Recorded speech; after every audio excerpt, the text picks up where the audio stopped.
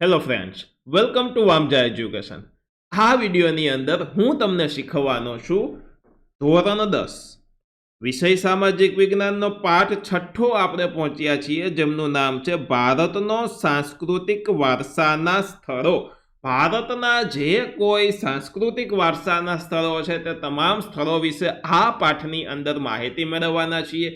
પરીક્ષાની દ્રષ્ટિએ જો દોસ્તો આપણે જોઈએ તો આ પાઠ છે તે ખૂબ ઇમ્પોર્ટન્ટ છે, કારણ કે આમાંથી ઘણા બધા પ્રશ્નો પૂછવામાં આવે છે.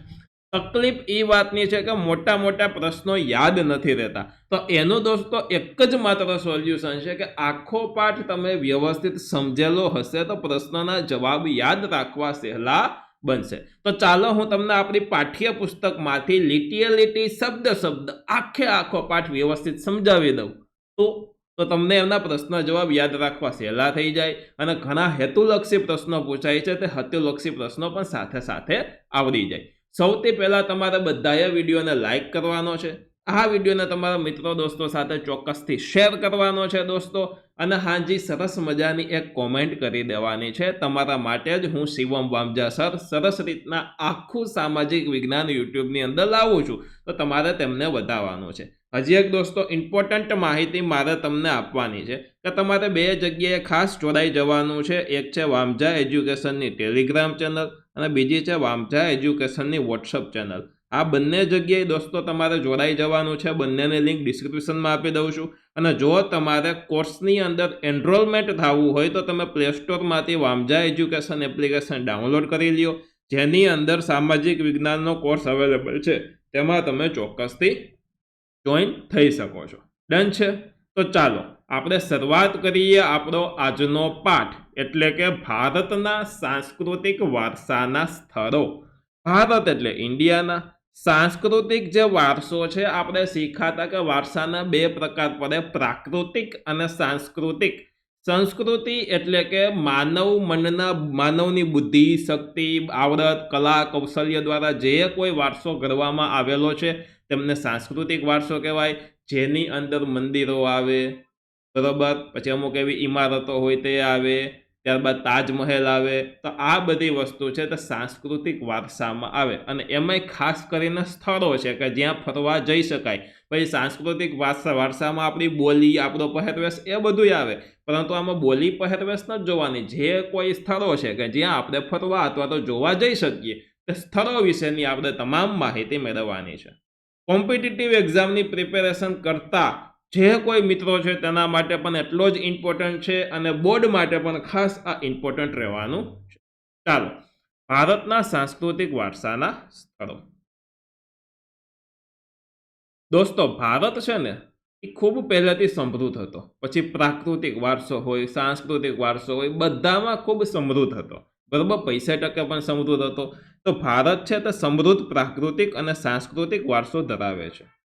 પ્રાકૃતિક અને સાંસ્કૃતિક વારસાના સ્થળો નિહાળવા દેશ વિદેશમાંથી અનેક પ્રવાસીઓ ભારતની મુલાકાત લે છે, એટલે કે ભારત ફરવા આવે છે, ભારતમાં તે જોવા આવે છે. અને આપણે આ પાઠમાં ભારતના સાંસ્કૃતિક વારસાના સ્થળોનો જે કોઈ પરિચય છે તે પરિચય આપણે મેળવવાના છીએ. સૌથી પહેલા ચાલો દોસ્તો આપણે ચાલુ કરીએ, અને સૌથી પહેલી કોઈ જગ્યા હોય તો એ છે અજંટાની ગુફા. તો જોઈએ અજંટાની ગુફાઓ. અજંતાની ગુફાઓ મહારાષ્ટ્ર રાજ્યના ઔરંગાબાદ જિલ્લાના અજંતા ગામ પાસે આવેલી છે. મહારાષ્ટ્ર રાજ્ય છે, ઔરંગાબાદ જિલ્લો છે, એની પાસે આવેલું અજંતા નામનું ગામ, અને અજંતા ગામમાં આવેલી છે એટલે એને આપણે અજંતાની ગુફાઓ કહીએ છીએ.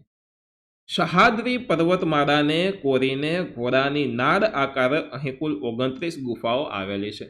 ઘોડાની નાળ કેવી હોય? તો આ રીતની યુ આકારની હોય. તો આ યુ આકારે, ઘોડાની નાળ આકારે ટોટલ 29 ગુફા આવેલી છે. તમારે આંકડો યાદ રાખવાનો છે. કેટલી ગુફા છે? 29. 29 ગુફા છે. વાસ્તુકળાની દ્રષ્ટિએ અજંતાની ગુફાઓ મહત્વની છે, અને અહીંની ગુફાઓને બે ભાગમાં વહેંચી શકાય. ગુફાઓ છે એને પણ બે ભાગમાં વહેંચી શકાય છે. કેવા કેવા બે ભાગ? પહેલો ભાગ ચિત્રકલા આધારિત ગુફાઓ, અને બીજો ભાગ છે શિલ્પકલા આધારિત ગુફાઓ. એટલે કે ઘણી ગુફા એવી છે કે જેમાં ભીત ચિત્રો, દિવાલની અંદર સરસ મજાના ચિત્રો દોરેલા છે, બરોબર, અને ઘણી ગુફા એવી છે કે જેમાં શિલ્પ છે, શિલ્પ કંડારેલા છે, એટલે કે મૂર્તિ વગેરે વગેરે શિલ્પો, બરોબર. તો આ અલગ અલગ બે ભાગમાં વહેંચી શકાય છે.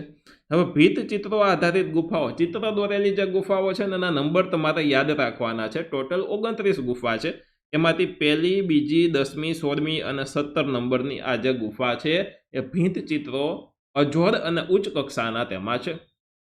બરોબર, ક્યાં ક્યાં? તો કે 1લી, 2જી, 10મી, 16મી અને 17મી ગુફાની અંદર ભીત ચિત્રો છે. જો આ 3 તો 1 થી 10માં આવે, 1, 2 અને 10, અને પછી 16, 17, એવી રીતે યાદ રાખી લેવાય. બરોબર, ઉચ્ચ કક્ષાના ભીત ચિત્રો છે. અને આ ચિત્રોનો મુખ્ય વિષય બૌદ્ધ ધર્મ છે, કે ભાઈ બૌદ્ધ ધર્મ આધારિત ચિત્રો તેની અંદર દોરેલા છે. ઓકે. અજંતાની ગુફાઓના 2 પ્રકાર પાડી શકાય. બરોબર, એક ચૈત્ય વિહાર, એમાં 9, 10, 19, 26 અને 29 નંબરની ગુફાઓ ચૈત્ય છે અને બાકીની ગુફાઓ વિહારો છે.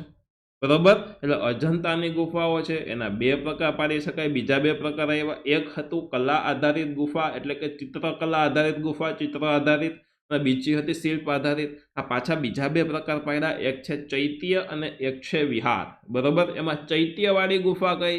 તો કે 9, 10, 19, 26, 29. યાદ કેમ રખાય? 9, 10 ચિત્રમાં આવતી હતી, સોરી 9, 10 નહોતી, 10 જ હતી. બરોબર, 1, 2 ચિત્રમાં હતી. હવે જુઓ, 9, 10, 19, 26 ને 29 નંબરની ગુફા છે. બરોબર, 9, 10, 19, 26, 29. બરોબર, આ ગુફાઓ છે તે ચૈત્ય આધારિત છે અને બાકીની બધી જ વિહાર છે. ઓકે. અજંતાની ગુફાઓ એક સમયે વિસરાઈ ગઈ હતી. તેને ઈસવીસન 1819માં એક અંગ્રેજ કેપ્ટન, જો વિસરાઈ ગઈ હતી એટલે કે ભૂલાઈ ગઈ હતી, કોઈને ખબર નહોતી કે ત્યાં ગુફા છે. બરોબર, ખોવાઈ ગઈ હતી, દટાઈ ગઈ હતી એમ પણ કહી શકો. પરંતુ દટાઈ તો ન ગઈ, પણ ખોવાઈ ગઈ હતી એમ.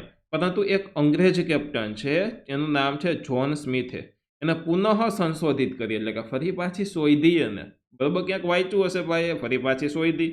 અને અજંતાની ગુફાઓ પ્રારંભિક બૌદ્ધ વાસ્તુકલા, ગુફા ચિત્રો અને શિલ્પકલાના ઉત્કૃષ્ટ ઉદાહરણોમાં સ્થાન પામે છે. ડન છે. ચાલો આગળ જોઈએ આપણે. માનવીય હસ્તક્ષેપ અને સમયની અસરથી ક્ષીણ થતા ઘણા ચિત્રોને નુકસાન થયું છે. માનવીય હસ્તક્ષેપ એટલે કે મનુષ્યની અમુક પ્રવૃત્તિ, અને બહુ જૂની ગુફાઓ છે, એટલે કે સમય જતાં જતાં ઘણા બધા ચિત્રો એવા છે કે તેને નુકસાન થયું છે. એટલે કે ચિત્રો હવે વ્યવસ્થિત ઘણા રહ્યા નથી. અને અજંતાની ગુફાઓ અને તેની અનોખી કલા સમૃદ્ધિના કારણે માત્ર ભારતમાં જ નહીં પણ વિશ્વભરમાં આ ગુફા છે તે ખૂબ પ્રસિદ્ધ છે. આખા વિશ્વમાં ફેમસ છે ગુફા. ડન. ચાલો આગળ જોઈએ. ચિત્રકલા, શિલ્પકલા અને સ્થાપત્ય કલાના અપૂર્વ સુમેળરૂપ આ ગુફાઓમાં થયેલા કલા સર્જને ભારતીય કલાને વિશ્વમાં ગૌરવ અપાવ્યું છે. ભારતની જે કલા છે આખા વિશ્વમાં ગૌરવ અપાવ્યું છે ભારતને. તો આ હતી દોસ્તો અજંતાની ગુફા. હવે દોસ્તો આપણે આગળ જોઈએ કે આટલું જાણવું ગમશે. ચૈત્ય એટલે, જો હમણાં એવું હતું ચૈત્ય અને વિહાર, તો ચૈત્ય એટલે શું? ચૈત્ય એટલે બૌદ્ધ સાધુઓનું પ્રાર્થના અને ઉપાસના માટેનું સ્થળ હોય તેને ચૈત્ય કહેવાય. બરોબર, ચૈત્ય ગુફાઓમાં અંદરના છેડે સ્તૂપ બંધાયેલો હોય છે. સ્તૂપ એટલે શું? તો કે ભગવાન બુદ્ધના શરીરના કોઈ અવશેષો વાળી પેટી હોય અને એની ઉપર ગોળાકાર ગુંબજ બનાવવામાં આવે. આ ગુંબજને સ્તૂપ કહેવામાં આવે છે. તો આ થઈ ગયું ચૈત્ય. વિહાર એટલે શું?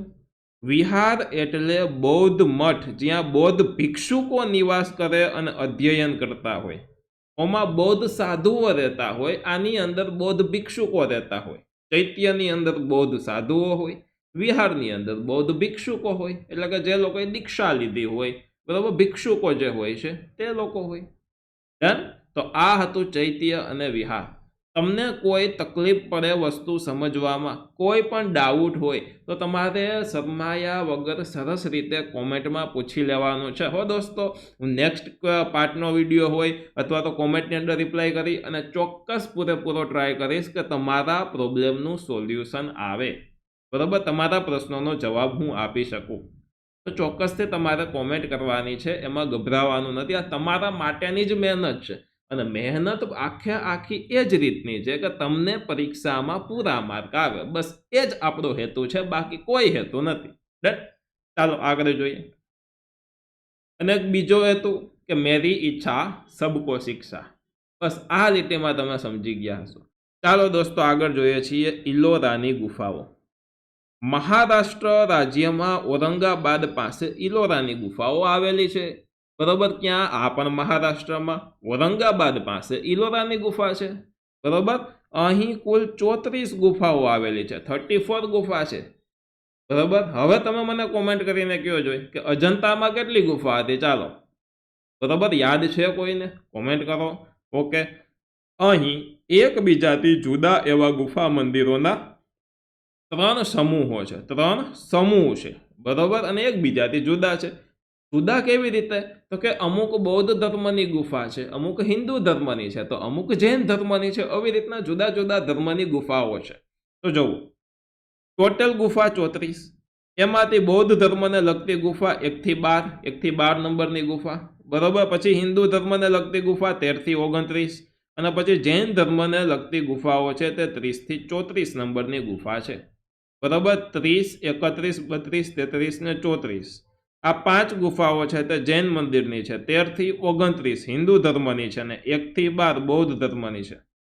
બરોબર, ડન. યાદ કેવી રીતે રહીએ? 1 થી 12 એક યાદ રખાય બૌદ્ધ ધર્મની, જૈન ધર્મની યાદ રખાય 30 થી 34. બરોબર, કારણ કે 30 યાદ રાખવો સહેલો છે. ટોટલ ગુફા 34 છે, એ યાદ રાખ્યું એટલે 34 યાદ રાખવું સહેલું છે. ઓકે, વચ્ચે વધ્યું શું? 13 થી 29 એ હિન્દુ ધર્મની ગુફા. બરોબર, તો આ રીતે તમે યાદ રાખી શકો, અલગ અલગ ટ્રીકો કરી શકો. બરોબર, યાદ રાખવા માટે. ચાલો હવે દોસ્તો છે, રાષ્ટ્રકૂટ રાજાઓના સમયમાં હિન્દુ ધર્મની ગુફાઓનું નિર્માણ થયું હતું. કયા રાજાના સમયમાં? તો કે રાષ્ટ્રકૂટ રાજાઓના સમયમાં. દોસ્તો, કયા ધર્મની ગુફાઓનું નિર્માણ થયેલું? તો કે હિન્દુ ધર્મની ગુફાઓનું નિર્માણ થયેલું.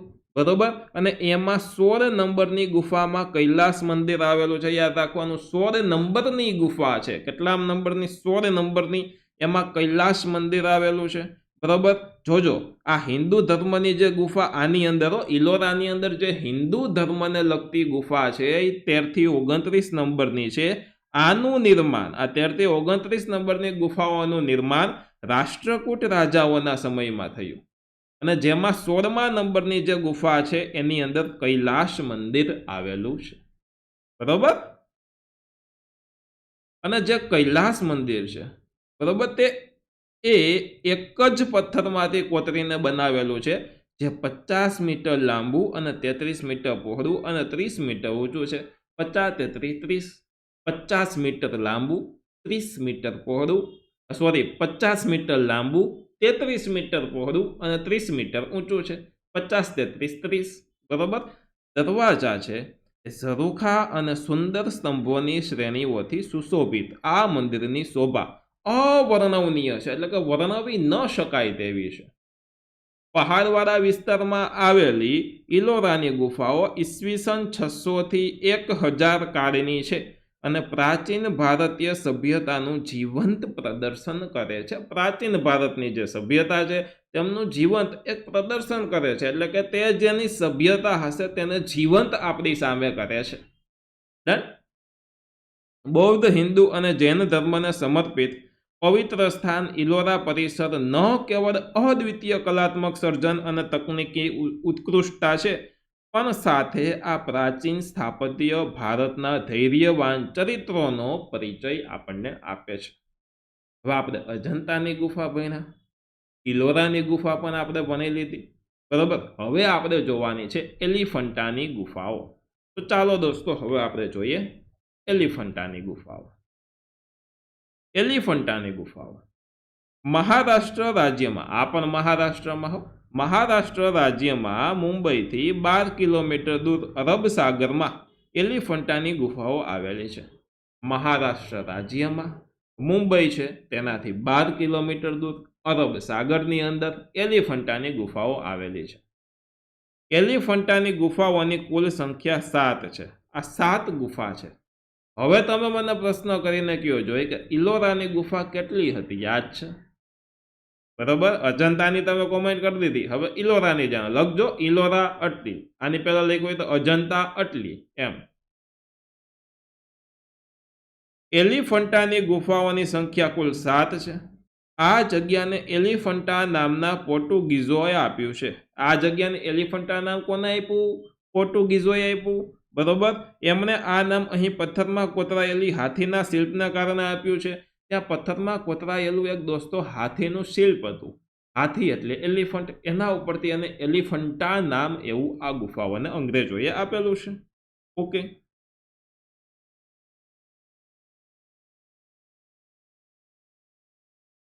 અહીંની ગુફાઓમાં અનેક સુંદર શિલ્પકૃતિઓ કંડારાય છે, એટલે કે શિલ્પકલા આધારિત ત્યાં નમૂના જોવા મળે છે. એક ત્રિમૂર્તિ છે. ત્રિમૂર્તિ એટલે કે બ્રહ્મા, વિષ્ણુ અને મહેશની મૂર્તિ. એ ત્રિમૂર્તિનું ચિત્ર અહીંયા તમે જોઈ પણ શકો છો. બ્રહ્મા, વિષ્ણુ અને મહેશ બરોબર ની એક સરસ મજાની મૂર્તિ છે, જેને ત્રિમૂર્તિ કહીએ છીએ. ની ગણના દુનિયાની સર્વોત્તમ મૂર્તિઓમાં થાય છે, એટલે કે સર્વોત્તમ એટલે કે શ્રેષ્ઠ મૂર્તિઓમાં આમની ગણના થાય છે. અને આ ગુફા છે, ટોટલ 7 ગુફા છે બરોબર. તો એમાં આ જે મૂર્તિ છે તે એ ગુફા નંબર 1માં આવેલી છે. પહેલી જ ગુફા એની જ અંદર આ મૂર્તિ આવેલી છે. અને ઈસવીસન 1987માં યુનેસ્કો દ્વારા વૈશ્વિક વારસાના સ્થળોમાં, જો યુનેસ્કો એક સંસ્થા છે બરોબર, એ શું કરે તો વૈશ્વિક વારસાના જે સ્થળો હોય તેને વર્લ્ડ હેરિટેજ સાઇટનો દરજ્જો આપે કે ભાઈ એ હેરિટેજ સાઇટ છે એમ. આ યુનેસ્કો દ્વારા વૈશ્વિક વારસાના સ્થળોમાં, વર્લ્ડ હેરિટેજ સાઇટ એટલે કે વૈશ્વિક વારસાના સ્થળો એમ માં એલિફન્ટાને સ્થાન આપવામાં આવ્યું છે. સ્થાનિક માછીમારો આ સ્થળને ધારાપુરી તરીકે ઓળખે છે. જો આ ગુફા છે તે અરબ સાગરમાં આવેલી છે, તો ત્યાંના જે સ્થાનિક માછીમારો હશે ને બરોબર, એ માછીમારો ધારાપુરી તરીકે આ ગુફાને ઓળખે છે. કંઈક MCQ પૂછાઈ જાય અને કોમ્પિટિટિવ એક્ઝામમાં તો ખાસ ઇમ્પોર્ટન્ટ હો. તો ત્યાંના સ્થાનિક માછીમારો છે આ ગુફાને ધારાપુરી તરીકે ઓળખે છે. યાદ રાખવાનું છે, બહુ સિમ્પલ છે. ડન છે. એક વસ્તુ મને બધા જ જણાવો, સમજાય છે બધાને? કોઈ ડાઉટ તો નથી ને તમને? ચાલો જોઈએ આગળ. ચાલો હવે દોસ્તો આવે છે મહાબલીપુરમ. શું છે મહાબલીપુરમ? તો જુઓ, મહાબલીપુરમ નામ ઉપરથી જ ખબર પડે પાછળ પુરમ છે એટલે કદાચ તમિલનાડુમાં હોય બરોબર. તો જો તમિલનાડુ રાજ્યના ચેન્નાઈથી 60 કિલોમીટર દૂર મહાબલીપુરમ આવેલું છે. તમિલનાડુ રાજ્યના ચેન્નાઈથી 60 કિલોમીટર દૂર છે મહાબલીપુરમ આવેલું છે. તમિલનાડુનું આ શહેર પોતાના ભવ્ય મંદિર સ્થાપત્ય અને સાગર કિનારા માટે પ્રખ્યાત છે. સમુદ્રના જે કિનારા છે એના માટે તે ખૂબ દોસ્તો પ્રખ્યાત છે.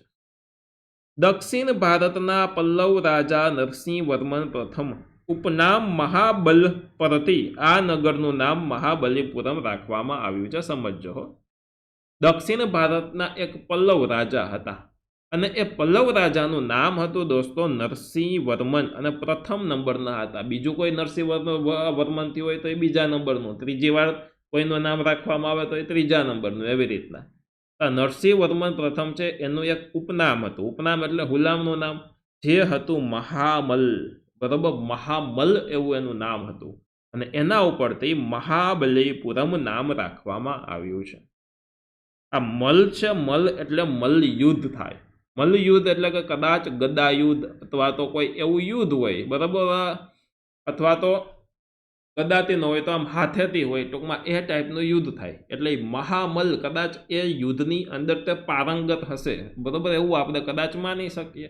તો એના ઉપરથી મહાબલીપુરમ નામ યાદ રાખવામાં આવ્યું છે.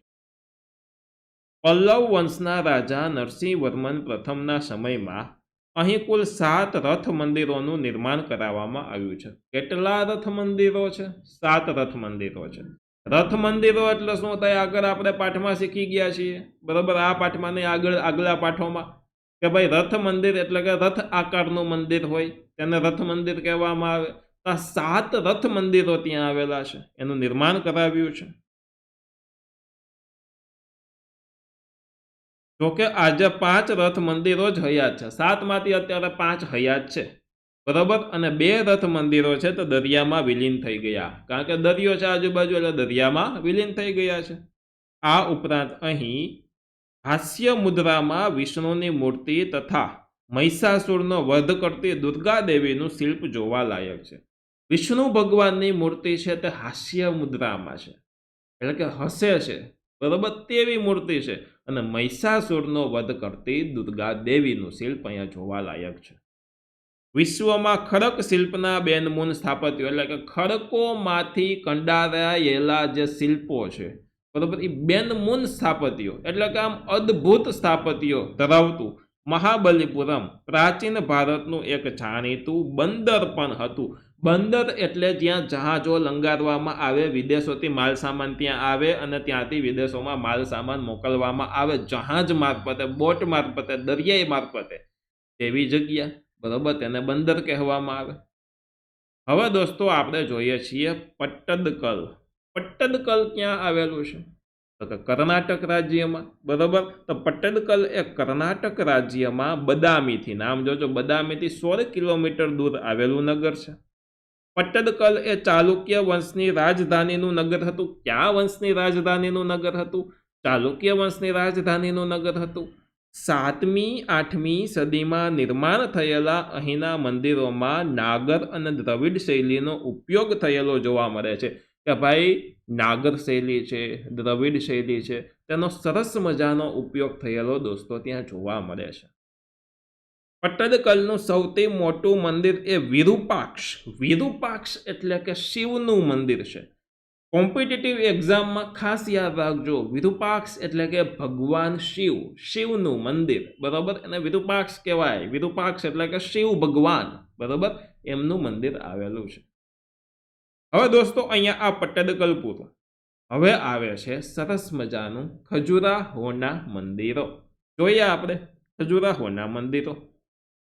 મધ્યપ્રદેશના છતરપુર જિલ્લામાં ખજુરાહો ખાતે મંદિરો આવેલા છે. આ પાઠ એવો દોસ્તો સરસ મજાનો છે અને ભણવાની ખૂબ મજા આવે, કારણ કે આપણે ઘરે બેઠા બેઠા આખી દુનિયા ફરી શકીએ. જુઓ, આમાં આખી દુનિયાની માહિતી મેળવી શકીએ. આ સરસ મજાનો પાઠ છે, આનંદ જ આવે આ પાઠ પણ, મજા જ આવે. ચાલો, ખજુરાહો ના મંદિરો. મધ્યપ્રદેશના છતરપુર જિલ્લામાં ખજુરાહો ખાતે મંદિરો આવેલા છે. ક્યાં આવેલા છે? મધ્યપ્રદેશમાં, બરોબર, ગુજરાતની બાજુમાં જ મધ્યપ્રદેશ આવેલું છે ત્યાં. ઓકે, ખજુરાહો એ બુંદેલખંડના ચંદેલ રાજાઓની રાજધાનીનું સ્થળ હતું.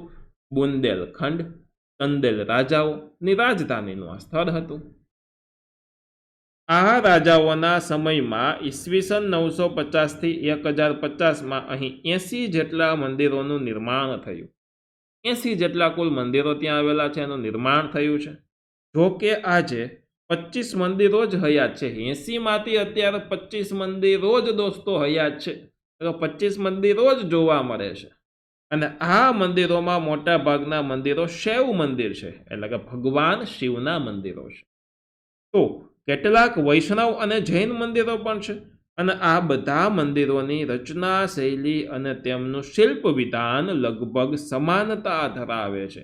એટલે કે આની જે રચનાની શૈલી છે, રચના કરવાની જે ઢબ છે, બરોબર, જે રીત છે, તે લગભગ સમાન છે. એટલે કે સમાન રીતે રચના થઈ હોય એવું એમાં લાગે છે, એટલે કે સમાનતા ધરાવે છે. આ મંદિરોમાં 64 યોગીનું મંદિર એ મુખ્ય છે. કયું મંદિર? તો કે 64 યોગીનું મંદિર. અને આ મંદિર તેની તોરણની અલંકારિક શૈલી માટે જાણીતું છે. દરવાજાની ઉપર જે તોરણ હોય તે તોરણની સરસ મજાની ત્યાં શૈલી છે અને તેનાથી તે જાણીતું છે. પ્રારંભિક સમયના આ બધા મંદિરો ગ્રેનાઇટના પથ્થરોમાંથી બનાવેલા છે. શરૂઆતના સમયના જે મંદિરો છે એ ગ્રેનાઇટમાંથી બનાવવામાં આવેલા છે.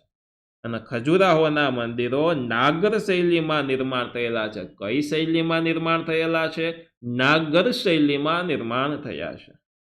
દેશ વિદેશના પ્રવાસીઓ ખજુરાહોના મંદિરોની શિલ્પકલા, મૂર્તિકલા અને વાસ્તુકલા જોઈ અને મંત્રમુગ્ધ બને છે. એટલે કે મજા આવી જાય, આમ જોઈને જ આનંદ આવી જાય, મંત્રમુગ્ધ બની જાય છે, આશ્ચર્યચકિત થઈ જાય છે. બરાબર, ચાલો હવે દોસ્તો આપણે જોઈએ છીએ આગળ કોણાર્કનું સૂર્ય મંદિર ઓડિશા રાજ્યના પુરી જિલ્લામાં, જો રાજ્ય છે ઓડિશા, જિલ્લો છે પુરી, ઓડિશા રાજ્યના પુરી જિલ્લામાં બંગાળના અખાત પાસે કોણાર્કનું સૂર્ય મંદિર આવેલું છે. બંગાળનો અખાત છે અને તેની બાજુમાં કોણાર્કનું સૂર્ય મંદિર આવેલું છે. અને આ મંદિરનું નિર્માણ 13મી સદીમાં ગંગ વંશના રાજા નરસિંહ વર્મન પ્રથમના સમયમાં થયું. કે ભાઈ ગંગ વંશના રાજા છે જેમનું નામ છે નરસિંહ વર્મન પ્રથમ, તેના સમયમાં થયેલું છે. ઓકે, આ રથ મંદિર 7 અશ્વો વડે ખેંચાતા સૂર્યના રથનું સ્વરૂપ પામ્યું છે. કે ભાઈ 7 અશ્વો, 7 ઘોડાઓ વડે ખેંચાતું એક મંદિર, એક રથ મંદિર છે, રથ આકારનું મંદિર છે. અશ્વો છે 7, બરોબર, એવું આ મંદિર છે. અને બહાર વિશાળ પૈડા છે, રથની અંદર 12 પૈડા, બંને બાજુ 6 પૈડા, બરોબર, એવી રીતના 12 વિશાળ પૈડાઓ છે. થોડો મોટો રથ આકારનું મંદિર છે. અને મંદિરના આધારને સુંદરતા પ્રદાન કરતા આ પૈડા વર્ષના 12 મહિનાને પ્રતિબિંબ કરે છે. એટલે કે 12 પૈડા છે એટલે કે વર્ષના 12 મહિના એવું આ દર્શાવે છે. જ્યારે પ્રત્યેક ચક્રમાં 8 આરા છે. જોવો અહીંયા એક ચક્ર છે, તમે જોઈ શકો છો. તો આની અંદર 1 2 3 4 5 6 7 8 આ રીતે 8 આરા છે.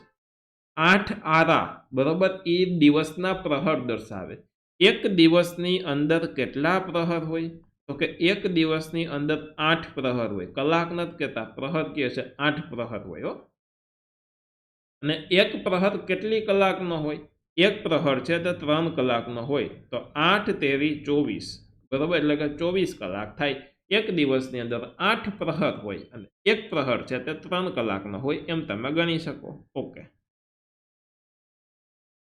તો તે 12 મહિનાને પ્રતિબિંબ કરે છે અને 8 આરા એ દિવસના પ્રહર, 8 પ્રહરને દર્શાવે છે. રૂપાંકનોની વિગત અને વિષય વૈવિધ્યની બાબતમાં આ મંદિર અદ્વિતીય છે. અને આ મંદિરનું નિર્માણ કળા પથ્થરોમાંથી થયું હોવાથી તેને કાળા પેગોડા તરીકે પણ ઓળખવામાં આવે છે. કોણાર્કનું સૂર્ય મંદિર છે તેને કાળા પેગોડા તરીકે ઓળખવામાં આવે, કારણ કે પથ્થરમાંથી તેમનું નિર્માણ થયું છે, એટલે તેને કાળા પેગોડા તરીકે દોસ્તો ઓળખવામાં આવે છે. કારણ શું? તો કે પથ્થરમાંથી નિર્માણ થયું છે એટલા માટે. ઓકે, આગળ જોવું. દિવ્ય, સાંસારિક અને સજાવટી એમ ત્રણેય પ્રકારના શિલ્પો છે. જો એક દિવ્ય, સાંસારિક અને સજાવટી, આ 3 પ્રકાર છે. કોના? શિલ્પોના પ્રકાર છે, બરોબર. તે ત્રણેય પ્રકારના શિલ્પો છે એમાં. અને 13મી સદીની ઓડિશાની સંસ્કૃતિ અને સભ્યતાનું પ્રતિબિંબ પડેલું ત્યાં આપણને જોવા મળે છે. ડન છે દોસ્તો? ચાલો આગળ જોઈએ. હવે આવે છે બૃહદેશ્વર મંદિર. તમિલનાડુ રાજ્યના તાંજોર એટલે કે થંજાવુરમાં બૃહદેશ્વર મંદિર આવેલું છે. કઈ જગ્યાએ? તમિલનાડુ રાજ્ય છે, તાંજોર એટલે કે એનું બીજું નામ થંજાવુર છે, એની અંદર બૃહદેશ્વર મંદિર આવેલું છે. આ મંદિરનું નિર્માણ ઈસવીસન 1003 થી 1010ના સમયમાં થયું હતું. અને આ મંદિર મહાદેવ શિવનું હોવાથી તેને બૃહદેશ્વર મંદિર કહે છે. 1003 થી લઈને 1010 એમાં આ નિર્માણ થયું છે મંદિરનું, અને ભગવાન શિવનું મંદિર હોવાથી બૃહદેશ્વર મંદિર કહેવામાં આવે છે. હવે દોસ્તો અહીંયા તમે આ મંદિર છે તે મંદિરનું સરસ મજાનું ચિત્ર છે તે પણ તમે જોઈ શકો છો કે આ રીતનું ત્યાં મંદિર દોસ્તો આવેલું છે. ડન? ચાલો, આ મંદિર ચોલ વંશના રાજા રાજરાજ પ્રથમે બંધાવ્યું હોવાથી, ચોલ વંશના રાજા છે જેમનું નામ છે રાજરાજ પ્રથમ, તેમને બંધાવ્યું હોય છે. એટલે તેમને બંધાવ્યું હોવાથી તેને રાજરાજેશ્વર મંદિર પણ કહે છે. બૃહદેશ્વર મંદિર એટલે જ રાજરાજેશ્વર મંદિર, યાદ રાખવાનું તમારે. બૃહદેશ્વર મંદિર એટલે કે રાજરાજેશ્વર મંદિર. શું કામ રાજરાજેશ્વર મંદિર? તો કે ચોલ વંશના એક રાજા થઈ ગયા જેમનું નામ હતું રાજરાજ પ્રથમ, બરોબર. પ્રથમ એટલે પહેલા નંબરના, નામ હતું રાજરાજ, એવું 2 વાર રાજરાજ એવું નામ હતું, એટલે આને રાજરાજેશ્વર મંદિર પણ કહે છે. અને આ મંદિર 500 ફૂટ લંબાઈ અને 250 ફૂટ પહોળાઈ ધરાવતો કોટવાળા ચોગાનમાં બનાવેલું છે કે 500 ફૂટ લંબાઈ છે અને 250 ફૂટ પહોળાઈ છે, બરોબર. એવા કોટવાળા ચોગાન છે એની અંદર બનાવેલું છે. અને આ મંદિરનું ઊંચાઈ છે, આ મંદિરનું જે શિખર છે એ જમીનથી લગભગ 200 ફૂટ ઊંચું છે. આમ જમીનથી તમે શિખર આનું માપો તો લગભગ 200 ફૂટ ઉપર થાય, બરોબર. એવડું તો શિખર છે, એટલું ઊંચું. અને તે સમયે બૃહદેશ્વર મંદિર ઊંચા શિખરવાળા મંદિરમાં સ્થાન પામતું, કે ત્યારે હતું કે ભાઈ ઊંચા શિખરવાળા મંદિરો ક્યાં, બરોબર. તો એની અંદર તે સ્થાન પામતું હતું. ભવ્ય શિખર, વિશાળ કદમાં રહેલી સંવાદિતતા અને કલાત્મક સુશોભનના કારણે આ મંદિર ભારતીય સ્થાપત્ય કલાનો એક બેનમૂન વારસો ધરાવે છે. અને તેવી જ રીતે દ્રવિડ શૈલીમાં નિર્માણ પામેલા આ મંદિર દક્ષિણ ભારતમાં ભવ્ય મંદિરોમાં સ્થાન પામે છે. કે ભાઈ કઈ શૈલીમાં? દ્રવિડ શૈલીમાં નિર્માણ પામેલું છે, બરોબર. એટલા માટે આ મંદિર છે તે દક્ષિણ ભારતમાં ભવ્ય મંદિરોમાં તે સ્થાન ધરાવે છે. કઈ શૈલીમાં નિર્માણ પામેલું છે? દ્રવિડ શૈલીમાં. આ તમારે યાદ રાખવાનું છે. ચાલો દોસ્તો, આગળ હવે જોઈએ આપણે. હવે જોઈએ છીએ કુતુબ મિનાર. કુતુબ મિનાર દિલ્હીમાં આવેલો સલ્તનત કાલીન સ્થાપત્યનો ઉત્તમ નમૂનો છે. કે દિલ્હીની અંદર સલ્તનત કાલીન સ્થાપત્ય કહીએ આપણે તો તેનો એક સરસ મજાનો નમૂનો છે. અને તેનું નિર્માણ 12મી સદીમાં ગુલામ વંશના સ્થાપક એક થઈ ગયા કુતુબુદ્દીન ઐબક. આ ગુલામ વંશના જે સ્થાપક હતા કુતુબુદ્દીન ઐબક, તેને શરૂ કર્યું. અને જે તેના અવસાન બાદ તેના જમાઈ, બરોબર, જો કુતુબુદ્દીન ઐબકે શરૂ કર્યું તેમનું સ્થાપના, પરંતુ એ ગુજરી ગયા, એ પહેલાં એ પૂરું થયું નહોતું, એનું અવસાન થયું. પછી તેમના જમાઈ હતા જેમનું નામ હતું ઇલ્તુત્મિશે, બરોબર. ઇલ્તુત્મિશ એવું એનું નામ હતું. તેમને પૂરું કરાવ્યું, પછી એના જમાઈએ પૂરું કરાવ્યું. જમાઈ એટલે કે જે કુતુબુદ્દીન ઐબક હતા તેમની દીકરીના હસબન્ડ, એને જમાઈ કહેવાય, બરોબર. તેને પૂરું કરાવ્યું. ઓકે. કુતુબ મિનાર છે 72.5 મીટર ઊંચો અને ભૂતળનો છે. કેવો? ભૂતળનો ઘેરાવો 13.25. જુઓ, આ નીચે જમીન છે દોસ્તો, આ જે જમીન છે તે 13.75 મીટર છે, બરોબર. અને ઊંચાઈ પર એનું જોવા જાવ તો 2.75 મીટર એની આવી રીતના ઘેરાઈ થાય, બરોબર. આ રીતનો એક છે. ઊંચાઈ કેટલી છે? 72.5 મીટર ઊંચાઈ છે. ઓકે. નીચે જમીનમાં 13.75 અને ઉપર 2.75 મીટર તેમનો ઘેરાવો થાય છે. કુતુબ મિનારને લાલ પથ્થર અને આરસથી બનાવવામાં આવેલો છે. આને લાલ પથ્થર અને આરસથી બનાવાયેલો છે. અને એની પર કુરાનની આયાતો કંડારવામાં આવે છે. આની ઉપર કોઈક વસ્તુ લખેલી પણ છે, અને જે લખેલું છે તે છે કુરાનની આયાતો, બરાબર, કંડારવામાં આવી છે. કુતુબ મિનાર એ ભારતમાં પથ્થરોમાંથી બનેલ સૌથી ઊંચો સ્તંભ મિનાર છે. કે ભાઈ પથ્થરોમાંથી બનેલો ભારતનો, ઇન્ડિયાનો સૌથી ઊંચો સ્તંભ મિનાર, સ્તંભ આકારનો એક મિનાર છે. આગળ હવે જોઈએ હમ્પી. હમ્પી એટલે શું? હમ્પી કર્ણાટક રાજ્યના બેલ્લારી જિલ્લાના હોસપેટ તાલુકામાં આવેલું છે. કે ભાઈ કર્ણાટક રાજ્ય, બેલ્લારી જિલ્લા, એના હોસપેટ તાલુકામાં આવેલું છે. અને હમ્પી વિજયનગર સામ્રાજ્યની રાજધાનીનું સ્થળ હતું. વિજયનગર સામ્રાજ્ય છે તેમની રાજધાનીનું એક સ્થળ હતું. વિજયનગરના શાસકો કલાપ્રેમી હતા અને તેમના રાજ્યકાળ દરમિયાન વિજયનગર રાજ્યમાં સ્થાપત્યની વિશિષ્ટ શૈલીનો વિકાસ થયો, બરાબર. એક સરસ મજાની શૈલીનો વિકાસ થયો છે. કૃષ્ણદેવરાય પ્રથમના સમયમાં આ સ્થાપત્ય શૈલી સર્વોચ્ચ શિખરે પહોંચી, એટલે કે ખૂબ ઊંચા શિખરે પહોંચી, ખૂબ વિકાસ પામી હતી. અને વિજયનગર સ્થાપત્ય શૈલીની મુખ્ય વિશેષતા વિશાળ પથ્થરોને કોતરી અને કરવામાં આવેલ ભવ્ય, ઊંચા અને કલાત્મક સ્તંભ છે. કે ભાઈ વિજયનગર જે સ્થાપત્ય છે તે શૈલીની મુખ્ય વિશેષતા શું હતી? કે મોટા મોટા પથ્થરો હોય એ પથ્થરોને કોતરવામાં આવે અને એમાંથી ભવ્ય, ઊંચા કલાત્મક સ્તંભો બનાવવામાં આવે. આ એની વિશેષતા હતી. ડન છે. સ્તંભ અને સ્તંભાવલીઓ પર દેવો, મનુષ્ય, પશુ, યોદ્ધા, નર્તકી વગેરેના ઘણા સુંદર અને કલાત્મક શિલ્પો કંડારાયેલા હોય છે, બરોબર. અને વિજયનગર સામ્રાજ્યમાં હમ્પી નગરમાં કૃષ્ણદેવરાય સમયમાં વિઠ્ઠલ મંદિર અને હજારા રામ મંદિરનું નિર્માણ થયું. ક્યાં મંદિર? વિઠ્ઠલ મંદિર અને હજારા રામ મંદિર, આ બે મંદિરોના નિર્માણ થયા. અને આ ઉપરાંત અહીં વિરૂપાક્ષ મંદિર, શ્રી કૃષ્ણ અને અચ્યુતરાયના મંદિરો પણ આવેલા. ડન. ચાલો દોસ્તો આગળ જોઈએ. હવે દોસ્તો છે હુમાયુનો મકબરો. મકબરા વિશે હવે આપણે જોઈએ.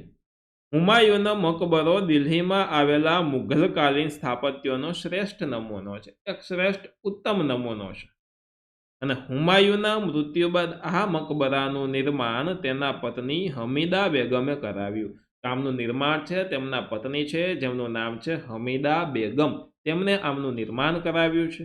ઈરાની શૈલીમાં નિર્માણ પામેલા આ મકબરામાં લાલ પથ્થરની સાથે સફેદ પથ્થરનો ઉપયોગ પણ કુશળતાપૂર્વક કરવામાં આવ્યો છે.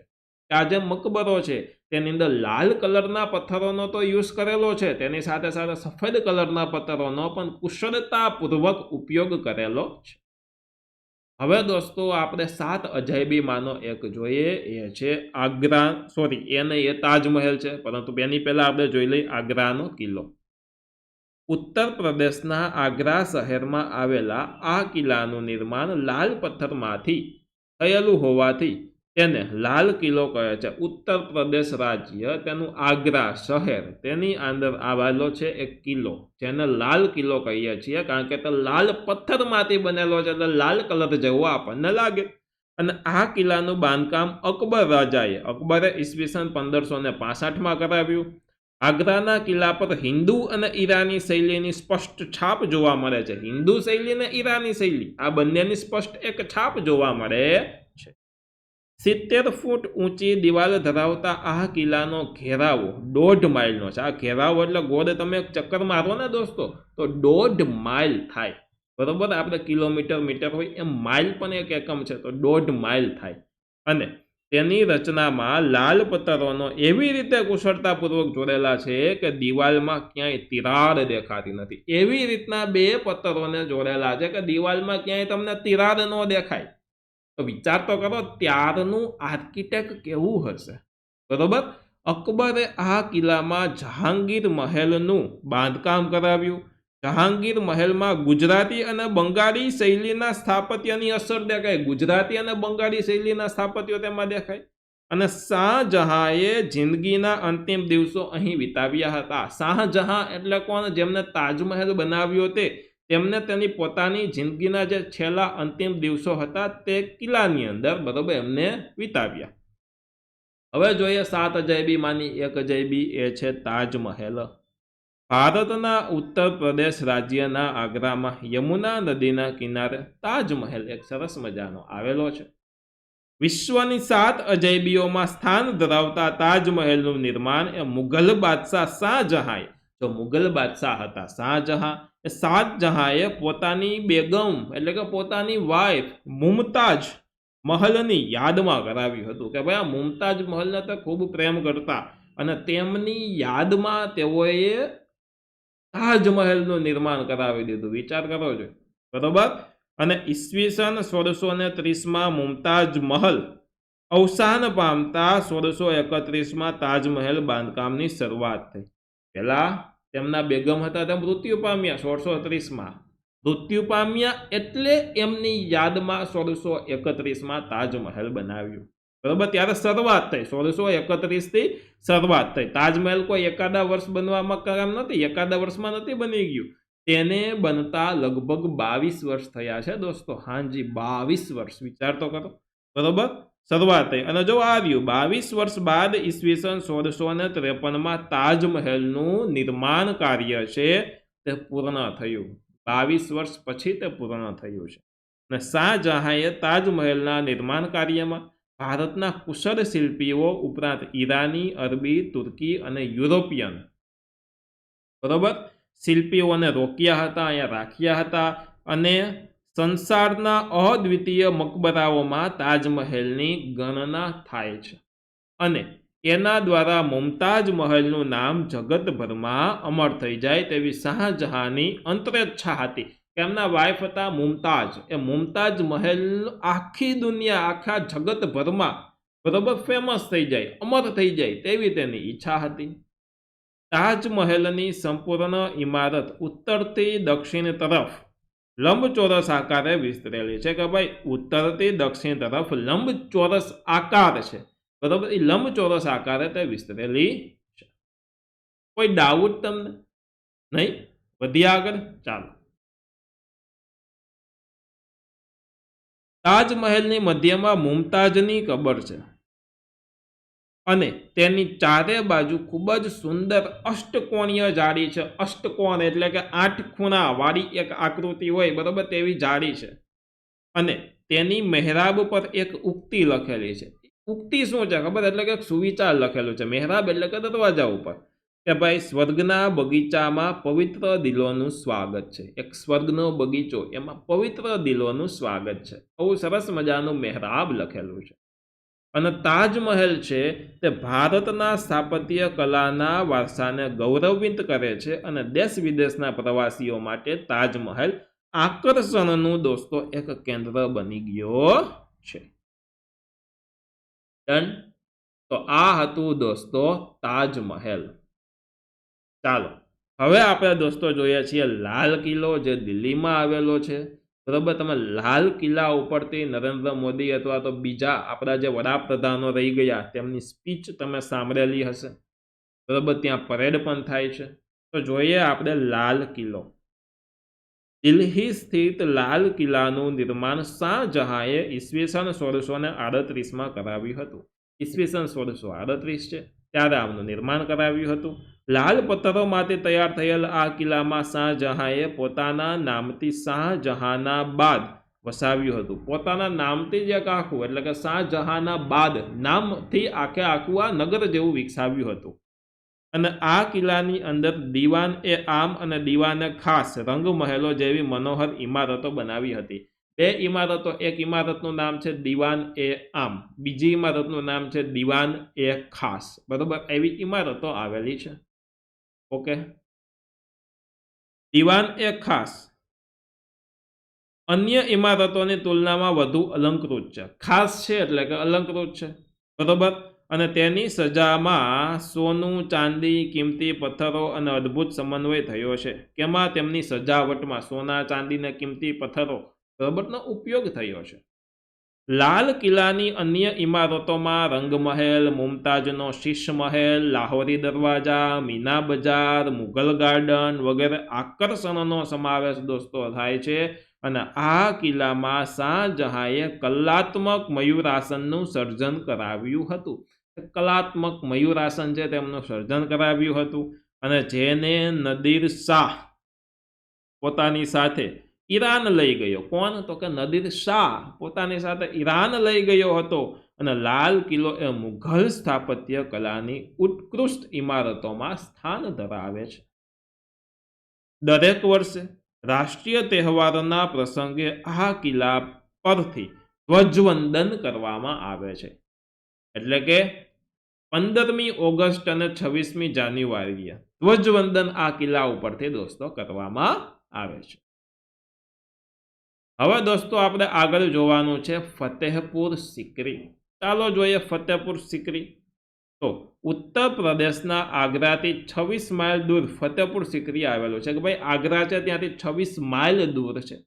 અને અકબરે સૂફી સંત સલીમ ચિશ્તીની યાદમાં, એક સૂફી સંત હતા જેમનું નામ હતું સલીમ ચિશ્તી, આ સલીમ ચિશ્તીની યાદમાં આ શહેર આખું વિકસાવ્યું હતું અને તેને પોતાની રાજધાની બનાવી હતી. કોને? અકબરે પોતાની રાજધાની બનાવી હતી.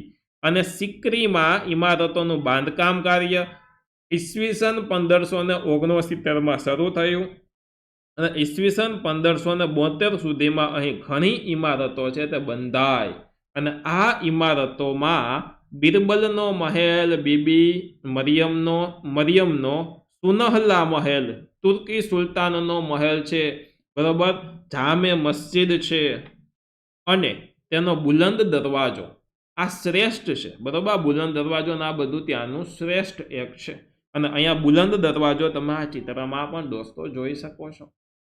બુલંદ દરવાજો 41 મીટર પહોળો છે, 50 મીટર ઊંચો છે અને ફતેહપુર સિકરીની બીજી જાણીતી ઇમારતોમાં જોધાબાઈનો એક મહેલ છે, એક પંચમહેલ છે, એક શેખ સલીમ ચિશ્તીનો મકબરો છે, એક દીવાને આમ છે તો બીજું દીવાને ખાસ છે. આમ એટલે આમ કે ભાઈ બધું હોય એવું સામાન્ય, અને ખાસ એટલે કંઈક વિશિષ્ટ હોય તેને ખાસ કહીએ.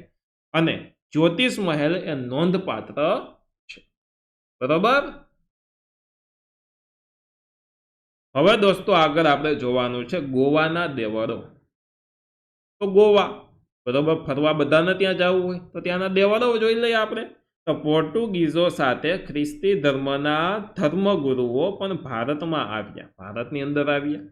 ગોવા પોર્ટુગીઝોની રાજધાની હતી અને અહીં બેસેલિકા ઓફ બોમ, જીસસ કે બેસાલિકા ઓફ ગુડ અને જીસસ દેવળ જૂના ગોવામાં તે આવેલું છે.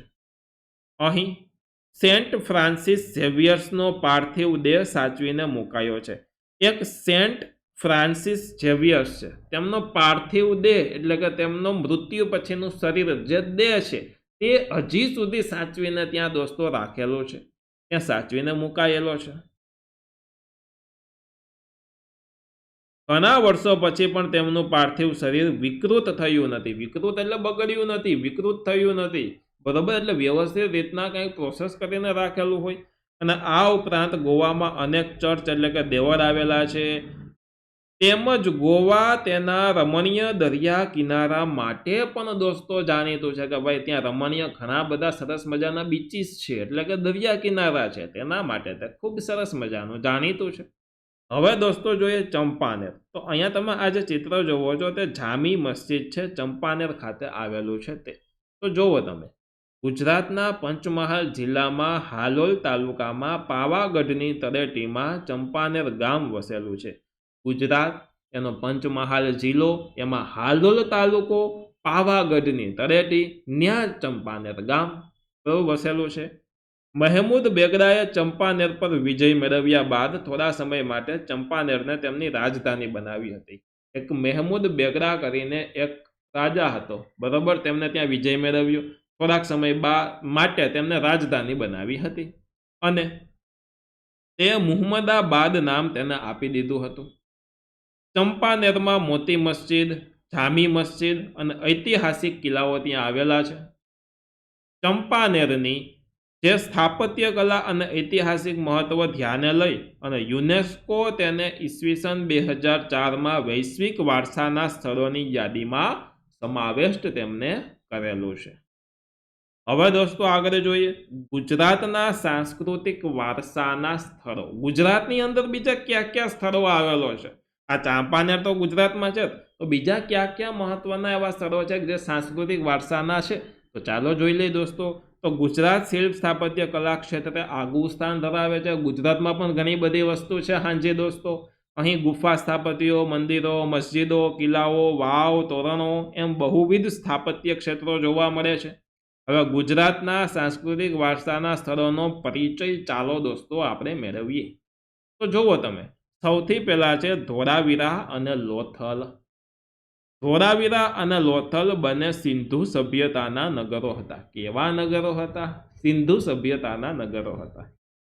ધોળાવીરા કચ્છના ભચાઉ તાલુકાના, જેઠાલાલનું ગામ કચ્છનું ભચાઉ તાલુકો, બરોબર, તેના ખડીર બેટમાં આવેલું છે. અને ધોળાવીરા તેની આદર્શ નગર રચના માટે હડપ્પીય સંસ્કૃતિના વેપાર વાણિજ્યના કેન્દ્ર માટે જાણીતું હતું.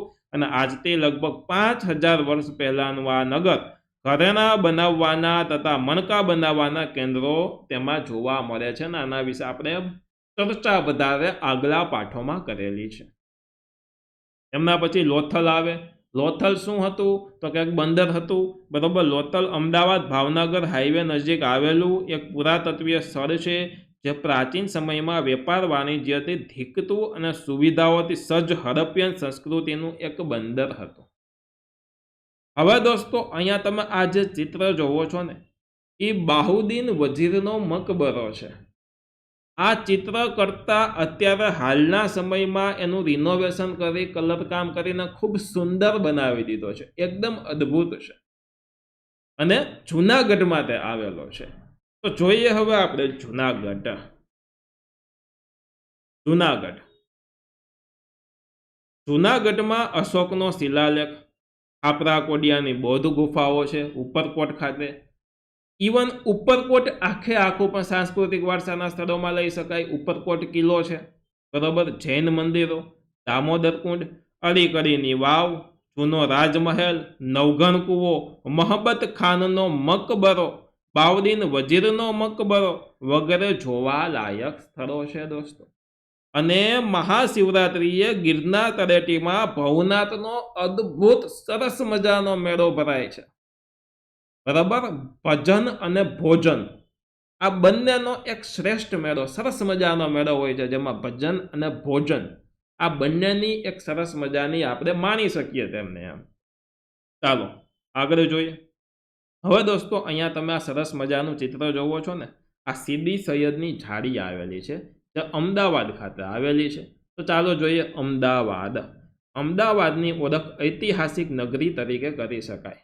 હમણાં વર્લ્ડ હેરિટેજ સાઇટ, હમણાં આગળ આપણે શબ્દ જોયો હતો વૈશ્વિક વારસાના સ્થળો, એમાં અમદાવાદને પણ સ્થાન મળેલું છે યુનેસ્કો દ્વારા. તો અમદાવાદની ઓળખ ઐતિહાસિક નગરી તરીકે કરી શકાય. અમદાવાદમાં ભદ્રનો કિલ્લો, જામા મસ્જિદ, રાણી સિપ્રીની મસ્જિદ, સરખેજનો રોઝો, કાંકરિયા તળાવ, ઝુલતા મિનારા, સીદી સૈયદની જાળી એટલે આ, અઠીસીના દેરા, રાણી રૂપમતીની મસ્જિદ વગેરે જોવા લાયક સ્થળો છે. એમના પછી સારંગપુર દરવાજા બહાર રાજપુર ગોમતીપુરમાં આવેલા ઝુલતા મિનારા તેના કંપનના વન ઉકેલ્યા રહસ્યો માટે જાણીતું છે.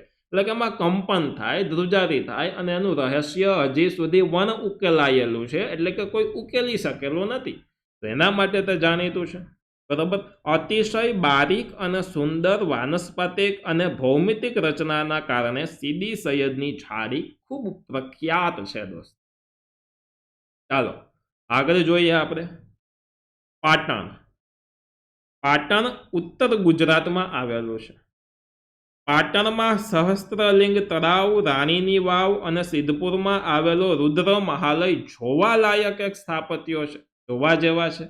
અને પાટણથી 26 કિલોમીટર દૂર આવેલા સિદ્ધપુરમાં રુદ્રા મહાલયના ભગ્ન અવશેષો મહેલની ભવ્યતાનો એક સરસ મજાનો દોસ્તો એક પરિચય આપે છે.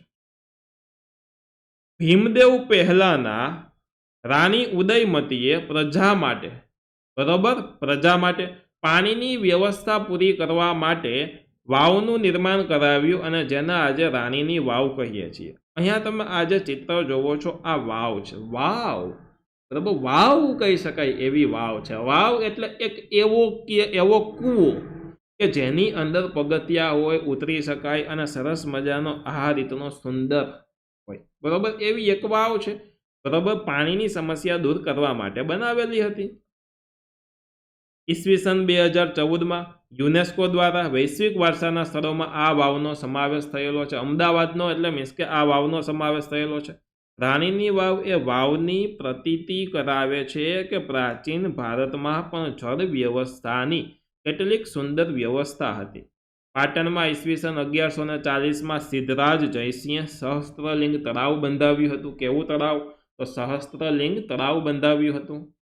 આ ઉપરાંત વડનગરમાં કિલ્લો, શર્મિષ્ઠા તળાવ અને કીર્તિ તોરણ ખૂબ જોવાલાયક દોસ્તો સ્થળો છે. પથ્થરના બે સ્તંભ પર કમાન જેવી રચના કરીને આ તોરણ બનાવવામાં આવ્યા છે કે ભાઈ પથ્થરના બે સ્તંભ, એના ઉપર આ સ્તંભ પથ્થરના, એના ઉપર આવી કમાન જેવી રચના કરેલી છે અને સરસ મજાના તોરણો બનાવેલા છે. શામળાજી મંદિર મેશ્વો નદીના કિનારે આવેલું પ્રાચીન યાત્રા સ્થળ છે અને તેની સ્થાપત્ય કલા બેન્ડ મૂન છે, અદ્ભુત છે હો. ચાલો આગળ જોઈએ. તો દોસ્તો અહીંયા એક મેપ આપેલો છે, નકશો આપેલો છે, જેની અંદર ભારતીય વારસાના સ્થળો દર્શાવેલા છે. તો એમાં જ્યાં પિંક કલરનું ત્રિકોણ છે તે પ્રાકૃતિક વારસાના સ્થળો છે, બ્લુ કલરનું ડોટ છે તે સાંસ્કૃતિક વારસાના સ્થળો છે. તો આ જુઓ પ્રાકૃતિક વારસાના સ્થળો થયા, ડન છે. અને બ્લુ કલરના ડોટ છે તે સાંસ્કૃતિક વારસાના સ્થળો થયા. તો અહીંયા તમે જોવો જોઈએ આ અજંતાની ગુફા છે, બરોબર, હમણાં જ આપણે જોયું હતું.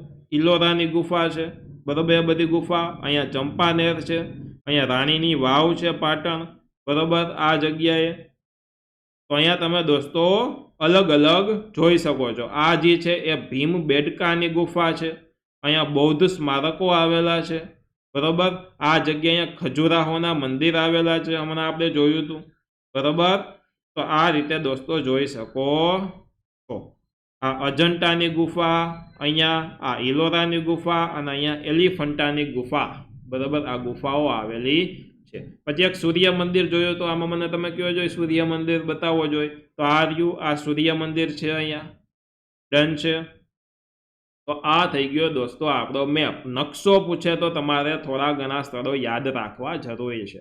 અને નકશો પાકો કરવાની દોસ્તો એક શ્રેષ્ઠ રીત છે કે પાછળના વર્ષોમાં, પાછળના 5 થી 6 વર્ષોમાં પૂછાયેલા જેટલા મેપ્સ હોય તે બધા મેપ્સ છે પાકા કરી લેવા. ડન. ચાલો હવે દોસ્તો છે આટલું જાણવું ગમશે તો ચાલો જાણીએ. જાણવામાં શું વાંધો કે વાવ એ પગથિયા વાળો કૂવો છે. વાવ અને કૂવામાં ફેર શું? તો કે વાવ હોય એ પગથિયા વાળો કૂવો હોય કે નીચે સુધી તમે ઉતરી શકો, બરાબર. પગથિયાના 1, 2 કે 3 કે 4 મુખ અને 3, 6, 9 કે 12 ફૂટ મજાલા હોય છે. અને વાવના મુખ્ય નંદા, ભદ્રા, જયા અને વિજયા પ્રકાર છે. વાવ હોય ને એના પ્રકાર હોય, એમના નામ છે નંદા, ભદ્રા, જયા અને વિજયા. આ વાવના પ્રકારો છે. હવે દોસ્તો આપણે જોઈએ છીએ ગાંધીનગર પાસે આવેલી અડાલજની વાવ, પાટણની રાણીની વાવ, જુનાગઢની અડીકડીની વાવ ઉપરકોટ ખાતે આવેલી છે, બરોબર. ઉપરાંત નડિયાદ, મહેમદાબાદ, ઉમરેઠ, કપડવંજ, વઢવાણ, કલેશ્વરી, મહીસાગર જિલ્લો વગેરે સ્થળોએ વાવ આવેલી છે. ડન. તો આ વાવો થઈ ગઈ. ભાવનગર જિલ્લાના પાલીતાણાના શેત્રુંજય પર્વત પર અનેક જૈન દેરાસરો આવેલા છે દોસ્તો. અને એમાંથી કેટલાક ડેરાઓનું નિર્માણ 11મી સદીમાં થયું હતું. અને મહેસાણા જિલ્લાના ખેરાલુ તાલુકાના ટીંબા ગામ, કયું ગામ? ટીંબા ગામ. ટીંબા ગામની નજીક આવેલી ટેકરીઓ પર તારંગા તીર્થ આવેલું છે. કેવું તીર્થ આવેલું છે? તો કે તારંગા તીર્થ આવેલું છે. અને અહીં તારા માતાનું મંદિર પણ આવેલું છે દોસ્તો. ગીર સોમનાથ જિલ્લામાં આવેલા સોમનાથ મંદિર અને દેવભૂમિ દ્વારકાનું દ્વારકાધીશ મંદિર ભવ્ય ઐતિહાસિક વારસો ધરાવે છે. ગુજરાતના સાંસ્કૃતિક વારસાની આ યાદી હજુ પૂર્ણ થઈ નથી. આ સિવાય અન્ય સ્થળો પણ છે. એ ગુજરાતની સાંસ્કૃતિક વારસાને સમૃદ્ધ કરે છે. હવે દોસ્તો આગળ આપણે જોઈએ કે દક્ષિણ ભારતમાં પ્રાચીન મંદિરોના જે સ્થળો છે તે સ્થળો આપણે જોઈએ. હવે દક્ષિણ ભારતમાં મંદિરો તેની આગવી શૈલી માટે ખાસ વિખ્યાત છે, વિશ્વવિખ્યાત છે, બરોબર. દક્ષિણ ભારત એટલે કે સાઉથ સાઈડના મંદિરો તમે જુઓ ખૂબ સરસ મજાના હોય. દક્ષિણ ભારતના મંદિરો એ દ્રવિડ શૈલીના હતા.